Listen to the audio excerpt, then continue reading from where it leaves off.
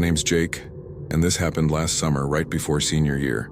Me and my friends Ryan, Danny, and Leah were your typical bored suburban kids, killing time by biking through neighborhoods we'd seen 1,000 times. That's how we ended up on Willowbrook Lane, a dead-end street lined with old houses where the trees grew too thick and the sidewalks cracked like dried glue. We weren't looking for trouble, just something to break the monotony. Then we saw it.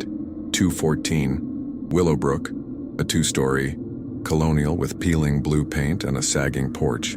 The front door was wide open, swaying slightly in the breeze like an invitation. Piles of yellowed mail spilled onto the welcome mat, and the windows were so grimy, they looked like they'd been smeared with grease. Ryan, always the loudmouth, grinned and said, "Bet you guys won't go inside?" We should have biked away, but it was that golden hour light, the kind that makes stupid ideas seem epic. So we ditched our bikes on the lawn and stepped. In the air inside was thick, warm and stale like a closet that hadn't been opened in years. The living room was frozen in time. A dusty couch, a TV with rabbit ears, even a half-finished crossword on the coffee table. Then Leah pointed at the kitchen. On the counter sat an open can of beef stew, the lid still clinging to the top, and a faint metallic smell hung in the air. Worse, a phone plugged into the wall, its screen dark but charging light glowing steady green. My stomach dropped. "Someone's here," Danny whispered. That's when we heard it, a slow, heavy thud from the basement like something dragging its weight up the stairs. We didn't wait to see what was making that sound. Ryan was the first to bolt, shoulder-checking the doorframe on his way out like some cheesy horror movie victim. I remember the smack of sneakers on hardwood, Leah's choked gasp as she tripped over a rug, Danny yanking her up by the elbow. The basement stairs creaked, just once, but loud enough to freeze me mid-step. I swear I felt something watching from the darkness below, something that didn't breathe but waited. Then the charging phone suddenly lit up behind me, casting a blue glow over the stew can. No notification, just light.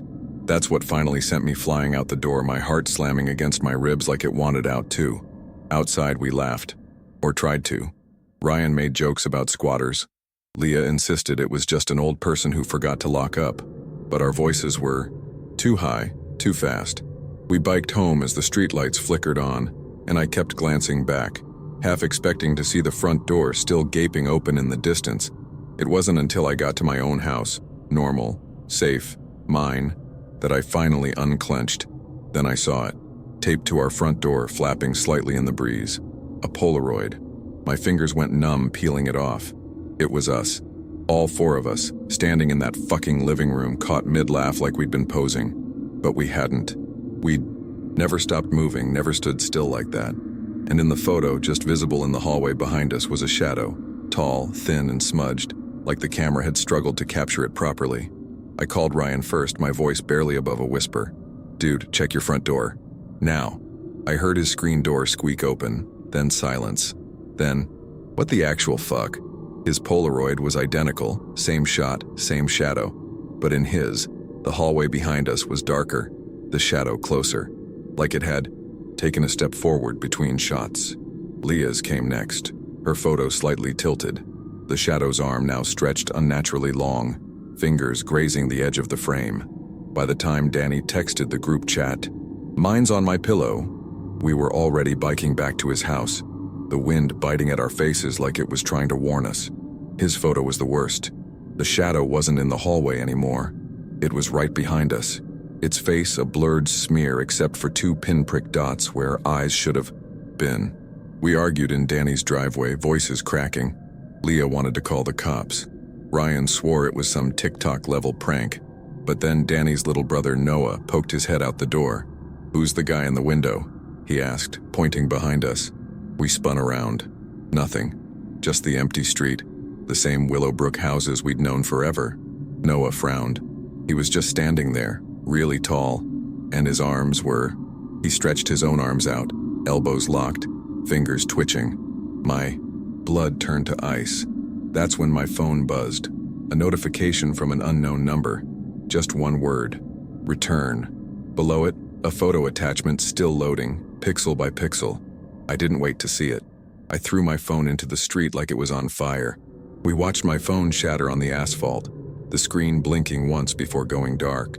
The silence that followed was worse than any sound. thick and heavy, like the air before a storm. Leah started crying, quiet at first, then full on, hyperventilating. "We need to go back," Danny said suddenly, his voice hollow. "It wants us to return." Ryan punched him in the arm, hard. "Are you insane? That thing has photos of us. Photos it shouldn't have." But Danny just kept staring at his own Polaroid, his fingers trembling. "Look closer," he whispered. In the photo, the shadow's mouth was now open, stretched too wide, like it was mid-scream, or laughing. And the worst part, the can of beef stew from the kitchen was now on the floor in the picture, lid pried off. The contents spilled in a dark, glistening puddle. Fresh. We split up after that. Leah's dad picked her up, and Ryan biked home so fast he left skid marks. But I couldn't shake the feeling that we'd made a mistake. Like by separating, we'd given it permission to pick us off one by one. I locked myself in my room that night, my desk chair wedged under the doorknob. But sleep wouldn't come. Around 3 a.m., my shattered phone, still lying in the street, started ringing. I know, because I heard it through my window. Same with Ryan's, then Leah's, then Danny's, each call rolling in like a wave.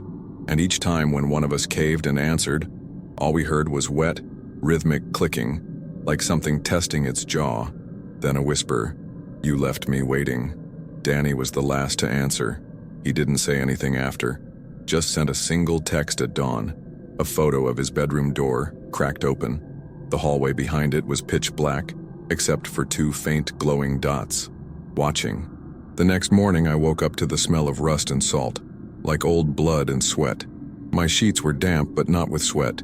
Something thick and oily had soaked into the fabric. I gagged, scrambling backward, and that's when I saw the handprint on my window. Not outside, inside. 5 long fingers, the skin gray and peeling, pressed against the glass like it had been watching me sleep. I screamed for my dad, but by the time he burst in, the print had melted, sliding down the pane like wet clay. He didn't believe me, of course, just blamed it on condensation and my overactive imagination. But then my mom called upstairs, her voice shaky. "Jake, did you leave this here?" On the kitchen counter sat an open can of beef stew, the lid peeled back in a perfect spiral. The same brand, the same smell. The group chat exploded. Ryan woke up with his bike twisted into a knot on his front lawn. Leah's dog had been barking at her closet all night, hackles raised, until something banged from inside, and the dog bolted. And Danny wasn't answering. We drove to his house, all of us crammed into Leah's car, shaking so bad the seats vibrated. His little brother answered the door, eyes red. "Danny's sick," he mumbled. "He won't come out." We pushed past him, and that's when we heard it. A wet, clicking noise coming from Danny's room. The door was locked. From the other side, something was scratching, slow and deliberate, like it was carving words into the wood. Then Danny's voice, but wrong, like it was being pulled through tar. "You shouldn't have come back." Leah was the one who kicked the door in. It gave way too easily, like the wood had rotted overnight. Danny's room was freezing, breath fogging, goosebump raising cold, and the smell hit us first. That damn beef stew, but spoiled now, rancid and sweet.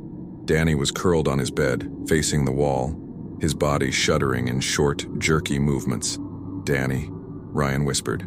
No response, just the clicking sound, louder now, coming from his throat. Then slowly he turned his head. His eyes were glassy, pupils blown wide, but his mouth was stretched, lips split at the corners like something had forced its way out from inside him. He smiled. Not Danny's smile. Something older, hungrier. "You're too late," he croaked. And that's when the closet door behind us creaked open.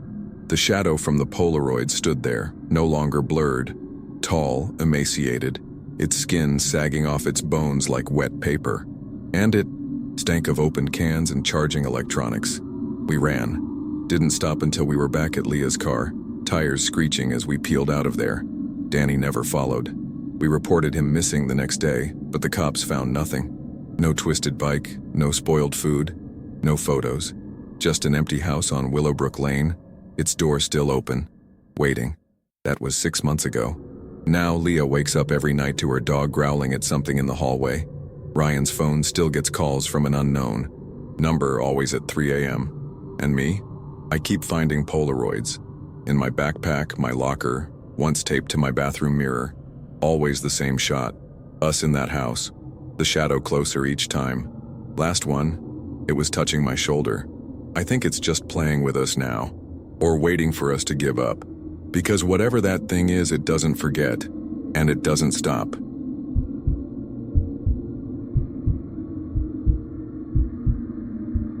My first day at Blackwood University was supposed to be exciting. Just me and 3 other freshmen, Jake, Priya, and Marco, tackling the self-guided orientation tour.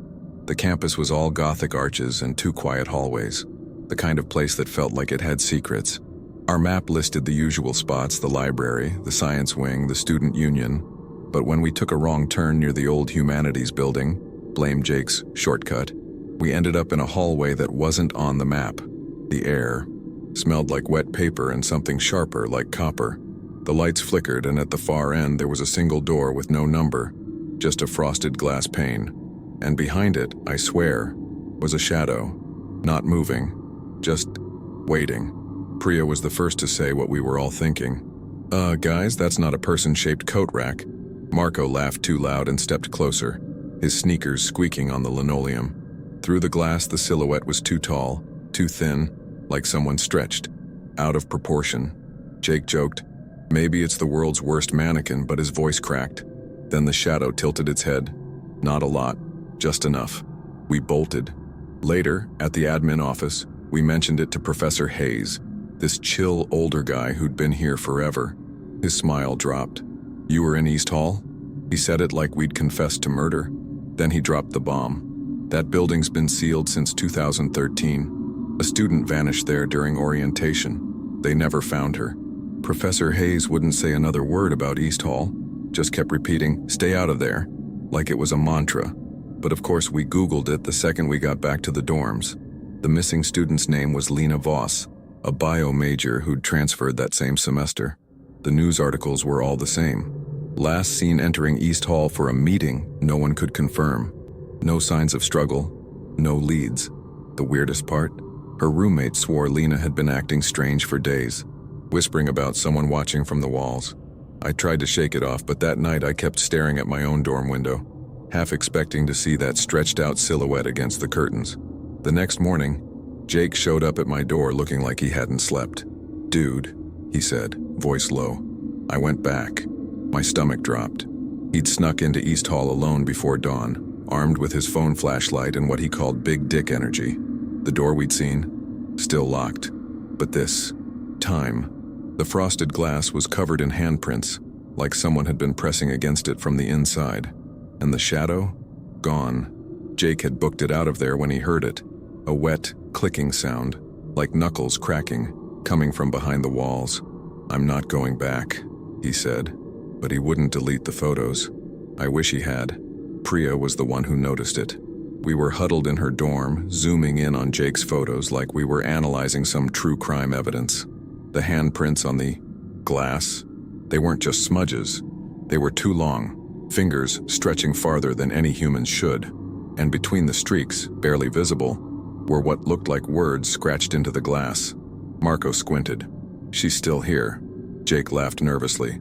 "Probably some edgy maintenance worker." But Priya wasn't buying it. "Then why are the prints on the inside?" she whispered.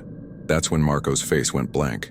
"I heard her last night," he said, like he was confessing to a crime. "Lena," she kept saying, "you took my spot." 2 nights later, I woke up to Marco's bed empty. I found him halfway across campus, barefoot in pajamas, walking toward East Hall like he was in a trance. I yanked him back just as his hand touched the doorknob. He didn't remember leaving the dorm, didn't remember anything except a voice in his dreams. "Come finish the tour." We were all losing it. Jake started carrying a pocket knife. Priya refused to shower unless someone stood guard outside the bathroom. And me? I kept seeing something in the corners of my vision. A flicker of movement, always just tall enough to be that silhouette. The worst part? When I checked the original orientation map again, I realized East Hall wasn't just sealed off. It had been erased, like it never existed. The next day, Priya dragged us to the university archives, her hands shaking as she pulled out a dusty box labeled 2013 Incidents. Inside were yellowed newspaper clippings, a faded missing poster of Lena, and most chilling, a handwritten note tucked between the pages. They told me to meet in East Hall, but no one was there. Just the shadow. It watches from the walls. It talks in her voice. The handwriting was Lena's. My blood turned to ice when I realized. The note was dated the day after she was officially reported missing. Jake slammed the box shut. "We need to get into that room," he said, his voice raw. I wanted to argue, but part of me knew he was right. If Lena was still there in some way, we were the only ones who could hear her. That night we broke into East Hall. The door was still locked, but Jake pried it open with a crowbar he'd stolen from the maintenance shed. The second it gave way, the air rushed out like the building had been holding its breath. Inside, the room was smaller than it should have been. Walls too close, ceiling too low. And in the center, a single wooden chair, facing the door. The frosted glass was covered in fresh handprints now, overlapping like a crowd. Had been trapped inside. Then Marco gasped. "Guys, look at the floor." Etched into the dust were footprints, all leading to the chair, but none leading away. My throat closed up. Whatever had happened to Lena, it hadn't just taken her. It had sat her down and kept her here. The second we stepped fully inside, the door slammed shut behind us. Not from wind, because the air was dead still. Priya lunged for the handle, but it wouldn't budge. Jake's flashlight flickered, and in those split-second bursts of darkness, I swear the chair creaked like someone had just stood up. Then we heard it, a whisper, so close it could have been inside our heads. "You took my spot," Marco screamed, clawing at the walls like he could dig his way out. My hands hit something wet. The handprints on the glass were now dripping, thick and dark, streaking like tears. That's when the shadow reappeared, but not on the glass. It peeled itself off the wall, taller than before, its edges fraying like smoke. Jake swung the crowbar, but it passed right through. Priya started reciting some prayer in Hindi, voice trembling, and the shadow flinched. For a second, the whispers stopped. That's when I noticed the backpack under the chair, moldy but unmistakably modern. Inside was Lena's student ID, a water bottle, and her phone. The screen lit up when I touched it, showing a single voicemail from that night. "If you're hearing this, don't sit down. Don't let it..." The recording cut to static, then a wet, choking gasp. The shadow lunged. We dove for the door, and this time it flew open like something let us go. We didn't stop running until we hit the quad, where dawn was just breaking. No one spoke. We knew the truth now. East Hall wasn't a place. It was a trap. The school threatened to expel us for breaking into a structurally unsafe building, but we didn't care. Priya transferred 2 weeks later. Marco sleeps with the lights on. Jake still carries the crowbar in his trunk. And me? I check my window every night, because sometimes just before sunrise I see a streak of black against the glass, like something smudged from the inside. The weirdest part? Last month, a new freshman messaged me. "Hey, is East Hall part of the tour?" I told him to stay away, but when I looked up his profile, my stomach dropped. His name was Luca Voss. Same last name as Lena. Same hollow look in his eyes. I never went back to East Hall, but last week I found a note tucked in my mailbox. No envelope, just a scrap of paper, with 3 words in handwriting I recognized from the archives. "I saved you." Maybe Lena's warning worked, or maybe we got out because the shadow let us, because it already had a new name to call. Sometimes when the campus is too quiet, I swear I hear a chair scraping against the floor, and I wonder if Luca ever found that room.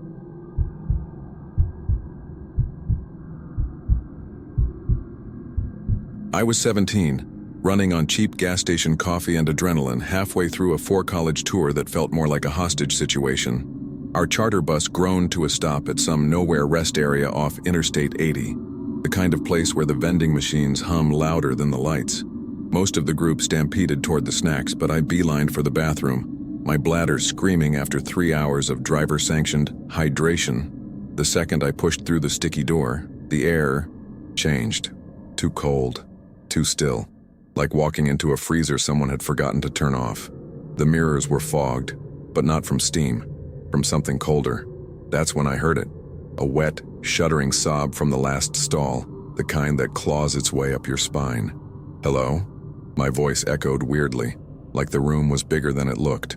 No answer, just another gasp, this time with a gurgle, like the person was drowning. I stared at the gap under the stall door. No feet, No shadow. Just empty tile where someone's legs should have been. The crying hitched, then clear as if she was pressed against my ear. "Don't let her see you." I ran so fast I shoulder-checked the door on my way out. The parking lot lights buzzed violently overhead as I sprinted back to the bus. My friend Liam waved a chili dog at me from his seat. "You look like you saw a ghost," he laughed. I didn't answer. My eyes locked onto the back row.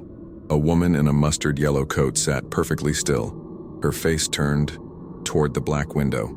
The fabric of her coat was wrong, patched with thick, uneven stitches like someone had sewn it back together in the dark. I'd counted seats earlier. We had 2 empty spots near the front. Nobody should have been back there. "Who's that?" I hissed at Liam. He followed my gaze, then frowned. "Dude, it's empty." I whipped around.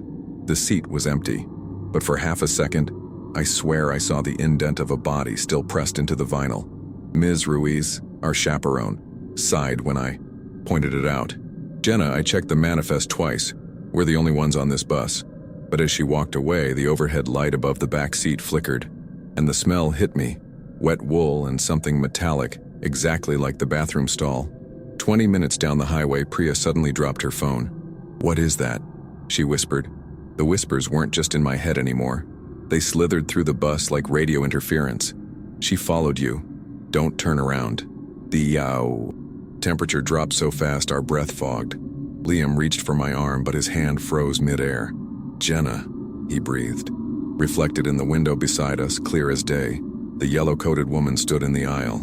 Her head was tilted at an impossible angle, neck bent like a broken doll's.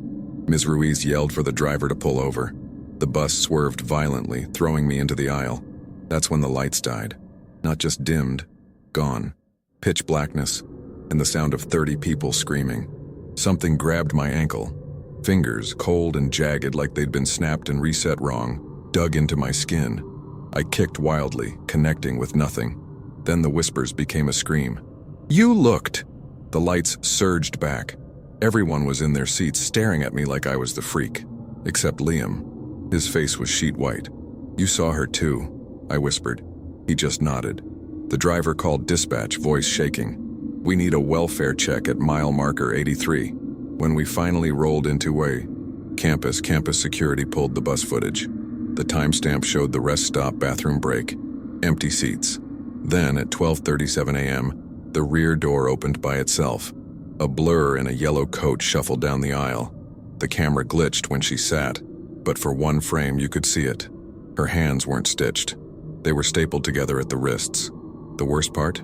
At 1:14 a.m., right when the lights died on our end, the footage showed her standing over my seat. But in real life I'd been alone in the aisle. The official report blamed faulty wiring and mass hysteria, but the bus driver quit the next day. He showed me the unedited footage, the part they cut from the report. At 1:17 a.m., the woman turned toward the camera. Her mouth didn't move, but the audio picked up a whisper. "Found you." Then she walked straight through the closed bus door and vanished. The timestamp froze at 1:18 a.m. for exactly 60 seconds before resuming, exactly when Liam said his watch had stopped working. 3 weeks later, an email popped up in my spam folder. Subject line, mile marker 83. Some professor I'd never met had dug up a cold case. A Jane Doe found near that rest stop in 1972. Her injuries matched. Broken neck, hands stapled post-mortem. The cops thought it was a gang thing. The kicker? She'd been wearing a yellow wool coat. The last line of the email read, "She only follows those who hear her crying first." I forwarded it to Liam.